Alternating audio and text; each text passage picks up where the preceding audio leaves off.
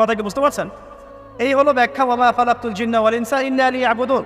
আমি জিন আর মানুষকে শুধু আমার ইবাদত করার জন্যই সৃষ্টি করেছি। আপনার ইস্তেঞ্জা করাটা ইবাদত। সুবহানাল্লাহ। আমার ইস্তেঞ্জা করা কার প্রয়োজন?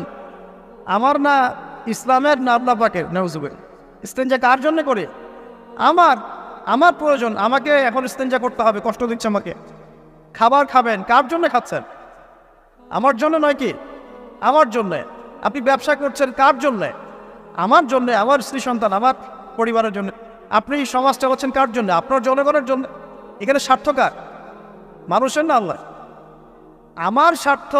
আমার স্বার্থে আমি এই সব কাজগুলো করব, নবীর সুন্নাহ অনুযায়ী করব, তাহলে দুনিয়াবী কাজগুলোতেও আল্লাহ পাক নেকি দিয়ে দিবেন ইনশাআল্লাহ। কেমন দুনিয়াবী কাজ? স্ত্রী সহবাস করা, স্ত্রীর সাথে ভালোবাসা, প্রণয় বিনিময় করা। আপনি স্ত্রীর দিকে তাকিয়েছেন, নেকি হয়েছে। স্ত্রীর হাতটা ধরেছেন, নেকি হয়েছে। স্ত্রীকে আদর করেছেন, নেকি হয়েছে। তার মুখের মধ্যে ভাত তুলে দিয়েছেন, নেকি হয়েছে।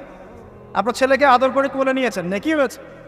মা ছেলেকে দুধ পান করাচ্ছে, নেকি হচ্ছে। আপনি ভাইকে 5টা টাকা দিয়ে সহযোগিতা করলেন, নেকি হচ্ছে। একজন এসে বসতে পারছে না, জায়গা ছেড়ে দিলেন, নেকি হচ্ছে। ইভেন রাস্তায় হাঁটছেন, এক মুসলিম ভাইয়ের সাথে সাক্ষাৎ হলো, সালাম দিলেন, মুচকি হাসি দিলেন, নেকি হয়ে গেল।